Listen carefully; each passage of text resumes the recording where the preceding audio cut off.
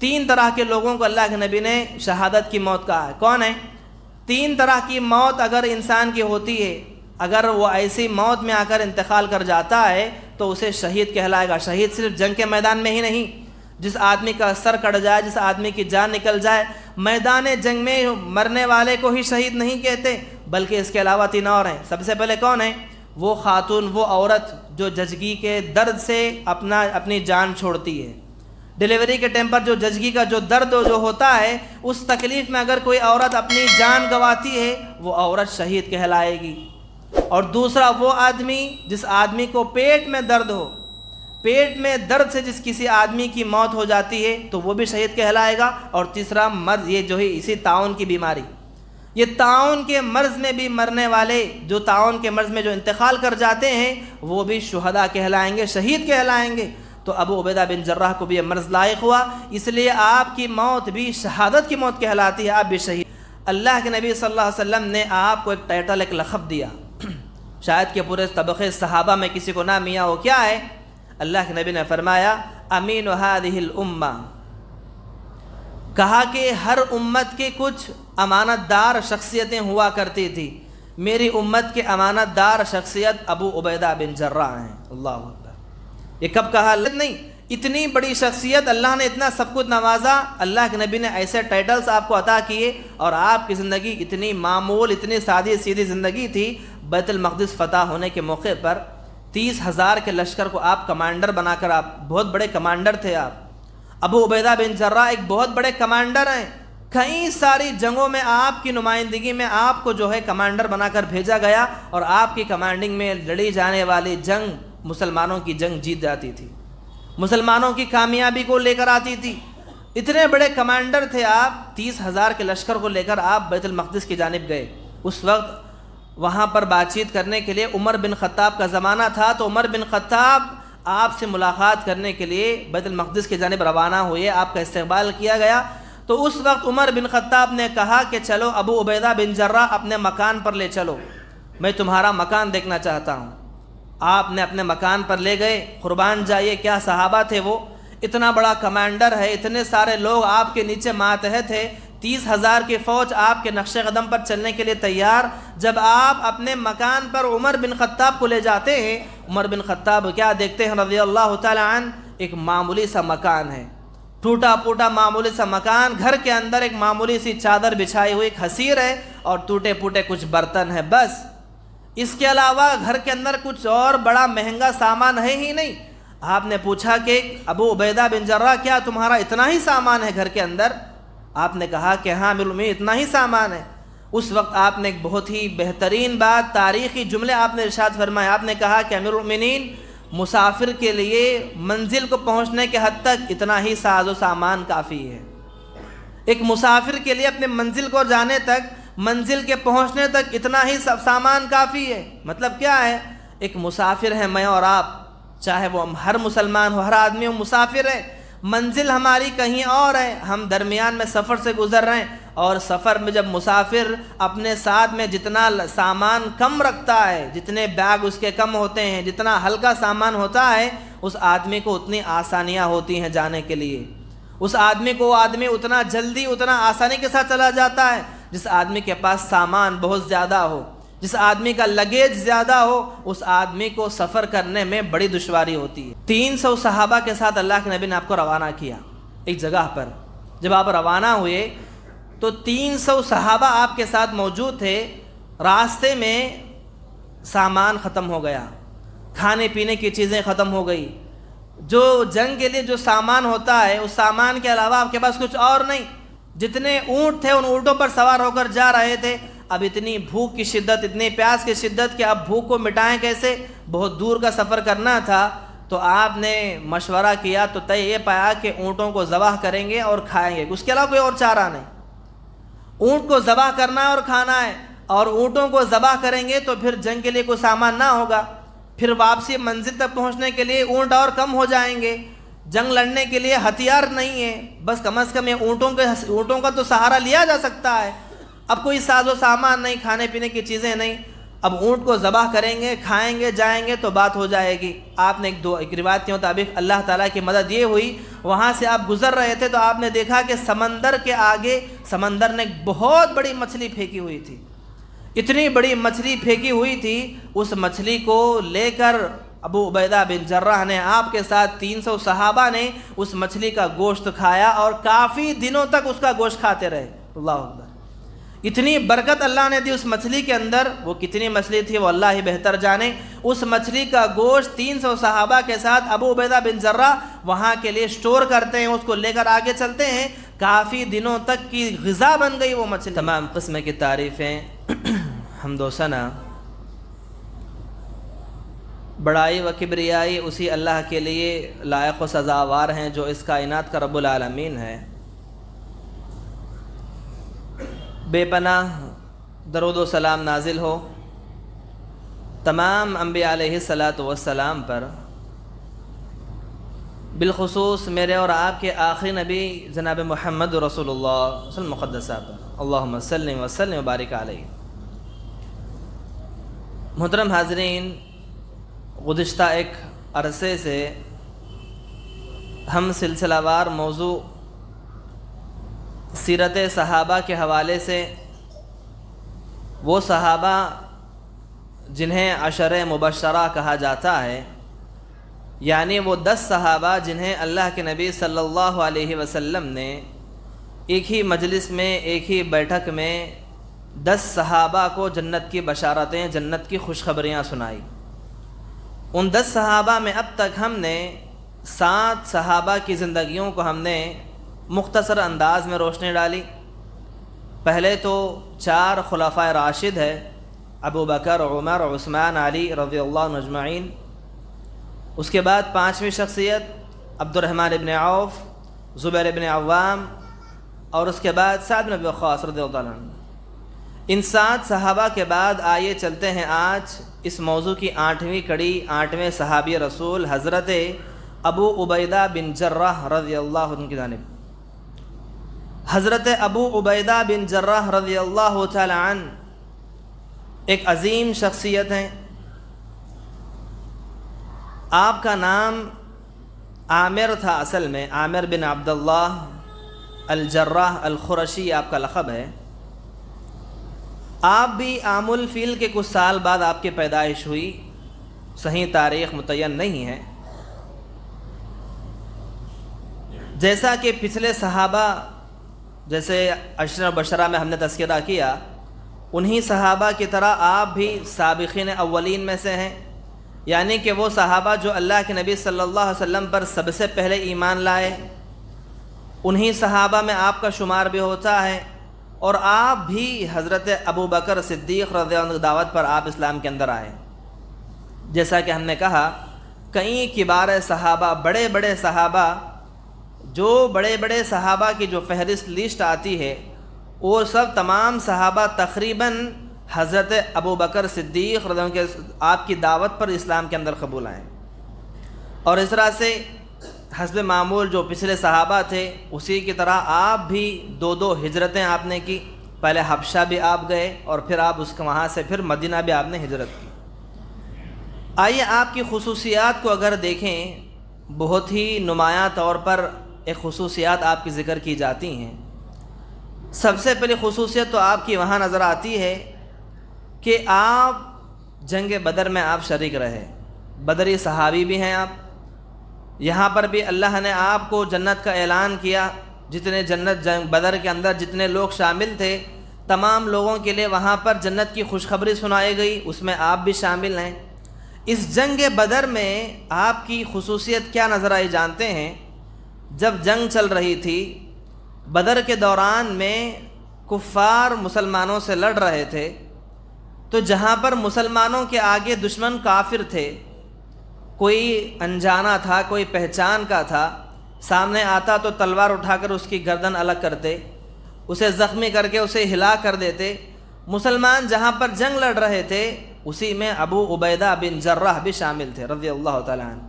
جب آپ میدان میں اتر گئے، اتر کر آپ نے اپنے ہاتھ میں تلوار لی، تو آپ کے آگے آنے والوں میں ایک آدمی کون ہے؟ ایک کافر جو آپ کا باپ ہے، ابھی اسلام کے اندر یہ آ گئے اور آپ کا باپ اسلام کے اندر نہیں آیا، اسلام اس نے قبول نہیں کیا، باپ تلوار کے آگے آ کر کھڑا ہوا۔ اب باپ کی محبت ہے، باپ کی چاہت ہے، لیکن قرآن کی آیت وہ آپ کو یاد آئی، جسے اللہ نے کہا، اللہ نے فرمایا کہ قوم لا یؤمن باللہ والیوم الآخر یبادون من حاد اللہ ورسولہ ولو كانوا آباءهم او ابناءهم او اخوانهم او عشیرتهم اولئک کتب فی قلوبهم الایمان۔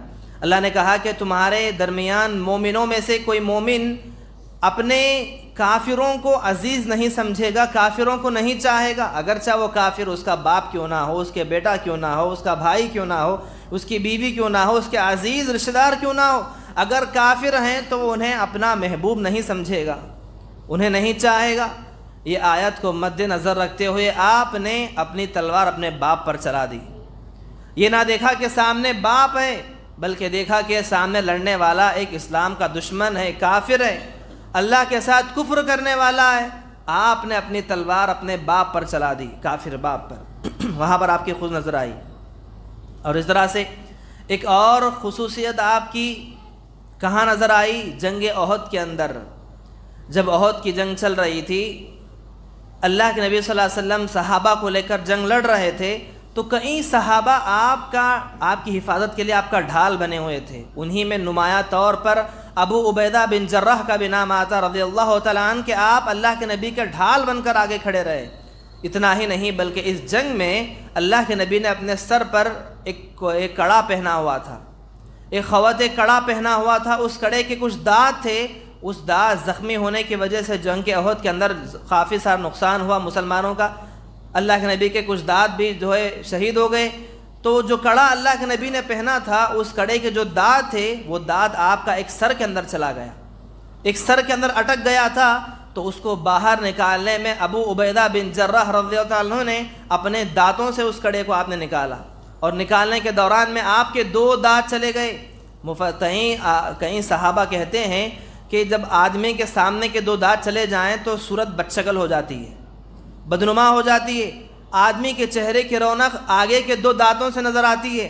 لیکن راوی حدیث کہتے ہیں کہ ابو عبیدہ بن جراح کو ہم نے دیکھا کہ اللہ کے نبی کے سر میں چبھا ہوا وہ دانت جیسے انہوں نے اپنے دانتوں سے نکالا، اس کے بدلے میں آپ کے 2 دانت کیا چلے گئے، ہم نے دیکھا کہ آپ کے چہرے پر اور نکھار آیا، آپ کے چہرے پر ایک الگ ہی رونق رہی۔ کبھی ایسا ہم نے محسوس نہ کیا کہ آپ کا چہرہ بدنما ہو، آپ کا چہرہ جو ہے بدصورت ہو گیا ہو، نہیں، ایک الگ ہی رونق ہم نے دیکھی۔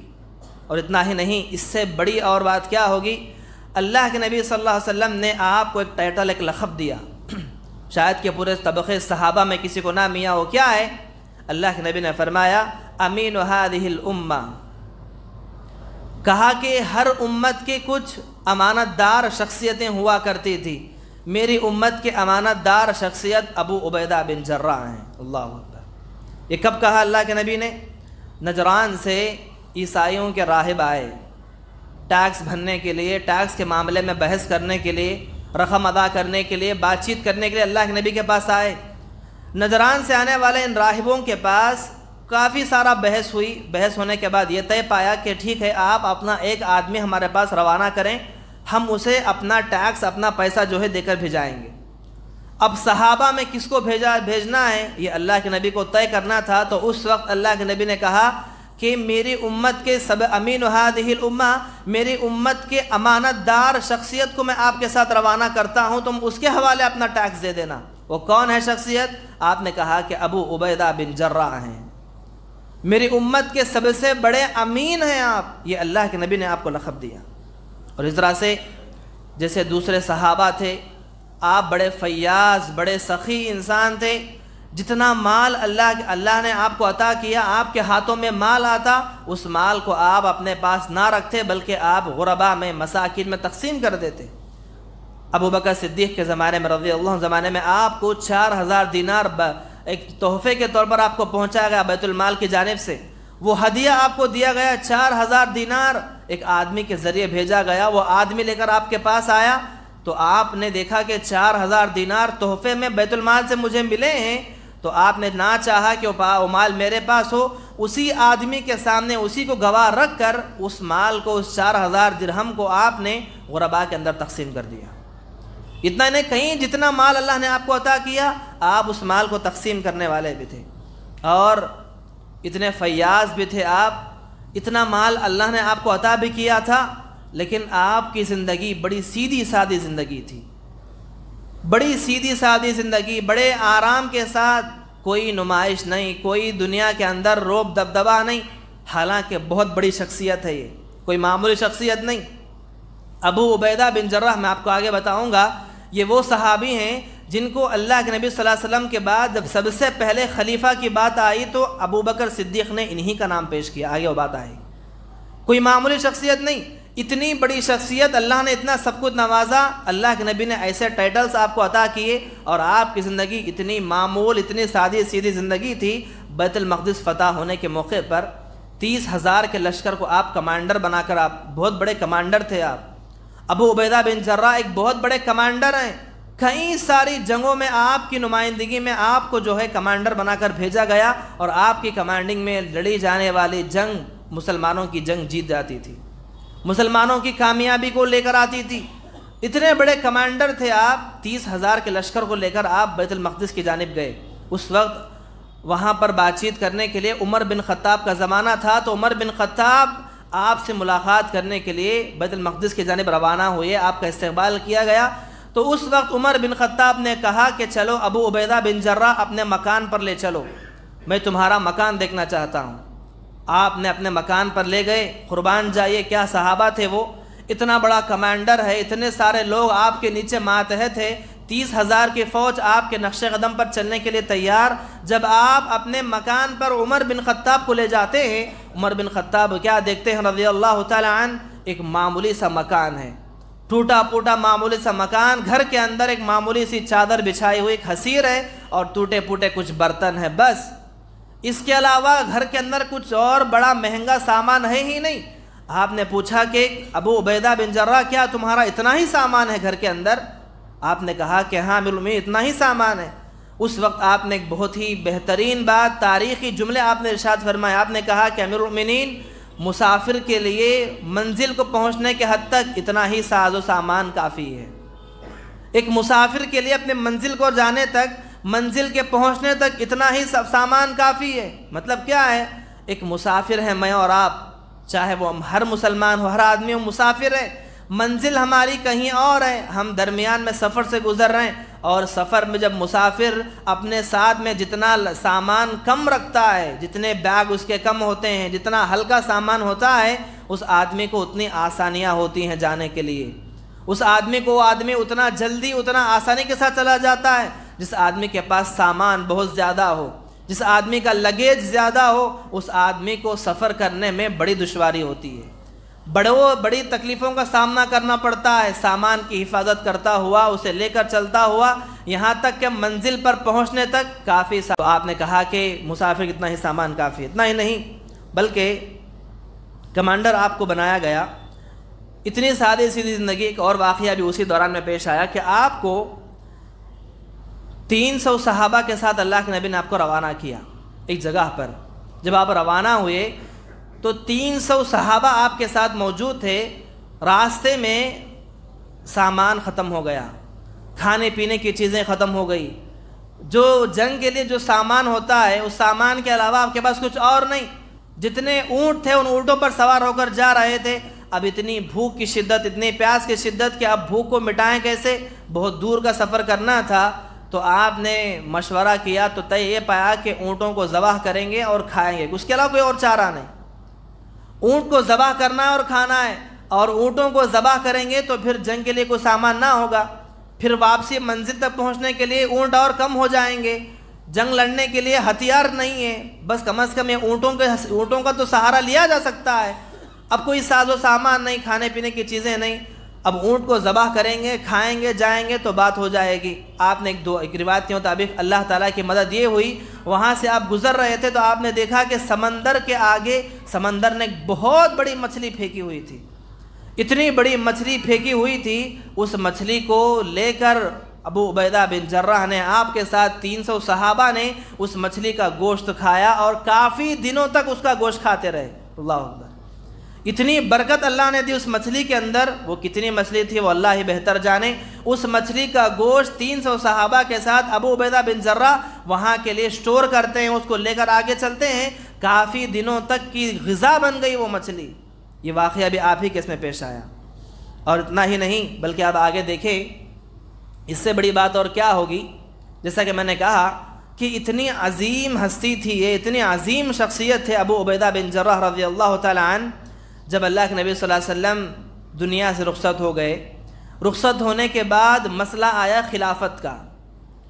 ایسا نہیں کہ بس لوگوں نے ابو بکر صدیق کو چن کر جو ہے بٹھایا، سارے لوگوں کی رائے تھے ابو بکر صدیق، لیکن ابو بکر صدیق قربان جائیے آپ نے آگے بڑھ کر قبول نہیں کیا۔ پہلے تاریخ اٹھا کر دیکھیں آپ، ایسا نہیں کہ لوگوں نے آپ کو کہا ہو اور آپ چڑھ کر کرسی پر بیٹھ نہ گئے۔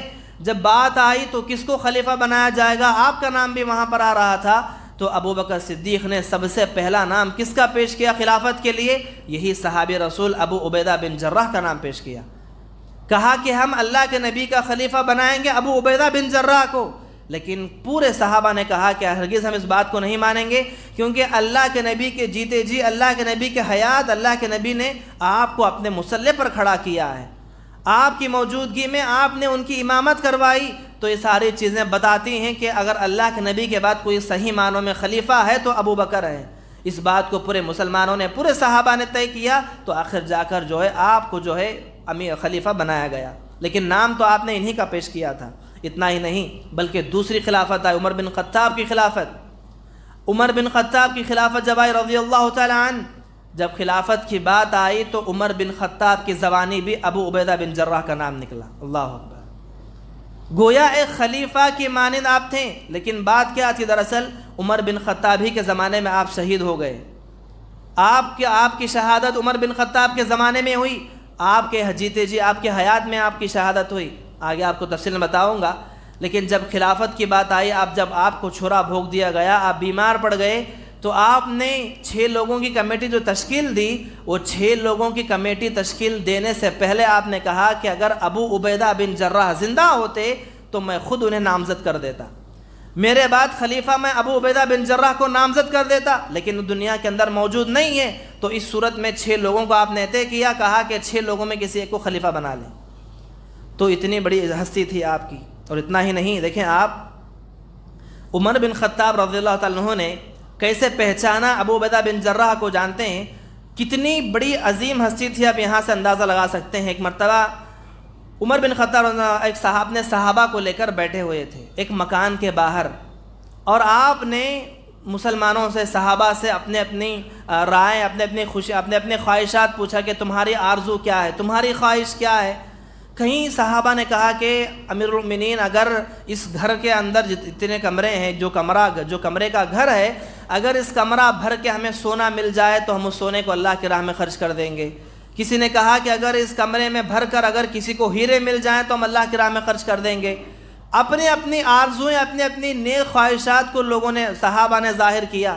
اس وقت حضرت عمر بن خطاب نے پوچھا رضی اللہ تعالیٰ عنہ، کیا جانتے ہو کہ میری خواہش کیا ہے، میری آرزو کیا ہے؟ پوچھا کہ کیا ہے؟ آپ نے کہا کہ اگر اللہ نے چاہا تو میں یہ خواہش کروں گا، یہ آرزو کروں گا کہ اس جو اتنا کمرہ ہے، اس کمرہ بھر کے جو ہے ابو عبیدہ بن جرہ کے لوگ مجھے مل جائیں۔ اللہ، تم لوگ سونا چاندی چاہتے ہو کہ اتنا سونا چاندی مل جائے، لیکن میں چاہتا ہوں، میری خواہش ہے کہ مجھے ابو عبیدہ بن جرہ کے جیسے لوگ، اس کمرہ بھر کے اتنے لوگ مجھے مل جائیں۔ مطلب کیا ہے؟ ایک قوت، ایک انسان جو جیسا کہ اسلام کے آغاز میں دیکھیے طبقہ صحابہ کی صفت کیا ہے جانتے ہیں؟ اللہ کے نبی صلی اللہ علیہ وسلم کو اس جو مشن پر آپ کو اللہ نے بھیجا دین پہنچانے کے لیے، آپ کے دست بازو، آپ کو سپورٹ کرنے کے لیے، اس کام کو آگے بڑھانے کے لیے اللہ نے کچھ چنندہ بندوں کی مدد لی۔ وہ چنندہ بندے صحابہ تھے، اور ایسے صحابہ کو اللہ نے انتخاب کیا، عمر بن خطاب کے نام جیسے، ابو بکر جیسے نام کے جیسے، ابو عبیدہ بن جرہ نام جیسے، ایسے لوگوں کو اللہ نے چنا۔ یہ لوگ کوئی معمولی لوگ نہ تھے، ایک آدمی اپنے اندر 10 آدمیوں کی صفت رکھتا تھا، ایک آدمی اپنے اندر 10 آدمیوں کی صفت رکھتا تھا، گویا ایک آدمی 10 آدمیوں کے برابر۔ کوئی ایک آدمی 100 لوگوں کے برابر، اس کی ذہانت، اس کی دور اندیشی، اس کا مزاج اتنا دور دور تک سوچنے والے، گویا 10 لوگ مل کر وہ کام نہیں کر سکتے، گویا ایک صحابی وہ کام کر جاتے ہیں۔ وہ 100 لوگ مل کر وہ کام نہیں کر پائیں گے، لیکن ایک صحابی مل کر وہ کام کرتے ہیں۔ ایسے وہ لوگ تھے۔ تو ابو عبیدہ بن جراح کی ذہانت، آپ کی دور اندیشی، آپ کا مزاج، عمر بن خطاب نے دیکھا، کہا کہ اگر اس کمرہ بھر کے اگر ابو عبیدہ بن جراح جیسے لوگ ہمیں مل جائیں تو میں چاہوں گا کہ ایسے لوگوں کو لے کر میں کام کروں۔ اللہ اکبر، بڑی نعمت ہے یہ۔ ہر جماعت کے اندر، ہر جمعیت کے اندر جب ایسے فرد کو، جب ایسے جماعت، جب ایسے لوگوں سے ملتی ہے، ایسے لوگ، ایسے افراد جب بن جاتے ہیں جن کو اللہ چن لیتا ہے، یقیناً اس کام کے اندر بڑی تیزی، بڑی کامیابی دیکھنے کو ملتی ہے۔ محترم حاضرین، عہد عمر فاروقی کے اندر ہی آپ کو ہوا کہ دراصل کہیں اور بھی درمیان میں بہت سی چیزیں میں اختصار کے اندر جا رہا ہوں کہ آخر کار یہ ہوا کہ عمر بن خطاب کا زمانہ جب چل رہا تھا رضی اللہ تعالیٰ عنہ، اسی زمانے میں آپ شام کا ایک شہر تھا جس کا نام امواس تھا۔ امواس کے شہر میں آپ اپنے صحابہ کو لے کر کمانڈر کے طور پر آپ وہاں پر گئے تھے، کئی صحابہ آپ کے ساتھ موجود تھے۔ اتنے میں کیا ہوا، طاعون کی بیماری پھیل گئی، ایک مرض جسے طاعون کہتے ہیں، جیسے ہم کورونا کے نام سے جان سکتے ہیں جو حال ہی میں ہم سے گزرا۔ ایک طاعون کی بیماری، ایک ایسی عجیب و غریب بیماری جسم سے کچھ پھوڑے نکلتے ہیں یا پھر کچھ امراض، ایک ایسا مرض تھا، یہ لا علاج تھا۔ اس زمانے میں اس مرض کی کوئی دوا نہ تھی۔ اس زمانے میں ایسے امراض جس علاقے میں پھیلتے ہیں وہاں شریعت تعلیم دیتی کہ اس علاقے کا آدمی دوسرے علاقے میں نہیں جائے گا، دوسرے علاقے کا آدمی اس علاقے میں نہیں آئے گا۔ اگر امواس میں وہ مرض پھیلا ہوا ہے تو امواس کے لوگ شام نہیں آئیں گے، شام کے لوگ وہاں پر نہیں جائیں گے۔ یہ شریعت کی تعلیم تھی۔ تو جیسے ابو عبیدہ بن جراح رضی اللہ تعالیٰ اپنے صحابہ کو لے کر امواس پہنچے، یہ مرض پھیل گیا اور آپ کو اطلاع ملی عمر بن خطاب کو کہ مرض پھیلا، تو آپ سے ملاقاتیں کرنے کے لیے، آپ کو وہاں تک پہنچنے کے لیے شام تک صحابہ کے قافلے آئے۔ لیکن شریعت کے اصول تھے کہ کوئی آدمی، دوسرا نیا آدمی نہیں آئے گا۔ کیوں نہیں آئے گا؟ اگر کوئی نیا آدمی اس بیماری والے شہر میں جائے گا، اگرچہ اس کو بیماری نہ لگے، لیکن وہاں سفر کرنے سے وہاں کے جراثیم دوسرے شہر میں جائیں گے، وہ مرض دوسرے شہر میں پھیلے گا۔ اس لیے شریعت نے منع کیا تھا۔ آپ کی شریعت کی تعلیمات کو آپ نے مد نظر رکھتے ہوئے کسی نے ملاقات نہیں کی۔ آخر کار ابو عبیدہ بن جراح کو بھی وہ مرض لاحق ہوا۔ وہ مرض لاحق ہوا، ایک پھوڑے جسم میں آئے، اسی پھوڑے کے دوران میں آپ کی شہادت ہو گئی۔ اللہ اکبر۔ شہادت کیوں کہیں گے اسے؟ یہ تو قدرتی موت تھی۔ 3 طرح کے لوگوں کو اللہ کے نبی نے شہادت کی موت کہا ہے۔ کون ہے؟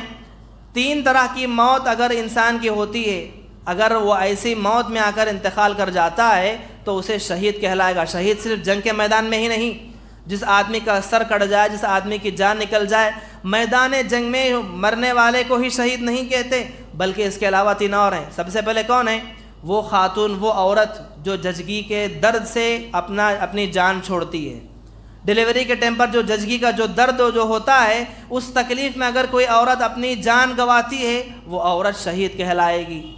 اور دوسرا وہ آدمی جس آدمی کو پیٹ میں درد ہو، پیٹ میں درد سے جس کسی آدمی کی موت ہو جاتی ہے تو وہ بھی شہید کہلائے گا۔ اور تیسرا مرض، یہ جو ہے اسی طاعون کی بیماری، یہ طاعون کے مرض میں بھی مرنے والے، جو طاعون کے مرض میں جو انتقال کر جاتے ہیں، وہ بھی شہداء کہلائیں گے، شہید کہلائیں گے۔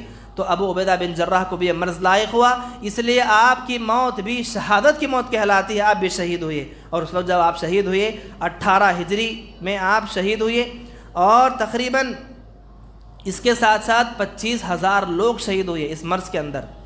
یہ بڑا مرض پھیلا اس زمانے میں۔ اس کے بعد جو مرض بعد میں آئے بہت چھوٹے چھوٹے تھے۔ یہ اس وقت میں جو 18 ہجری میں جو مرض آیا امواس میں، اس امواس کے اندر تقریباً 50,000 لوگوں کی جانیں گئی، اور اس میں تقریباً مسلمان تھے، اس میں ابو عبیدہ بن جراح بھی شامل تھے۔ آخرکار آپ کی زندگی یہاں پر ختم ہوئی۔ عمر بن خطاب ہی کے زمانے میں آپ کو شہادت ہوئی، آپ کا انتقال ہوا۔ اور اس کے بعد اور بھی دوسرے صحابہ ہیں، انشاءاللہ میں آگے کی جمعہ میں انشاءاللہ اس کی تفصیلات بیان کروں گا۔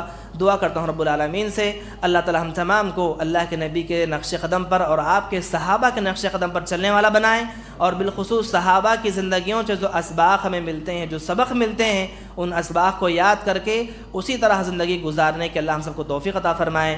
آمین رب العالمین۔ السلام علیکم ورحمۃ اللہ وبرکاتہ۔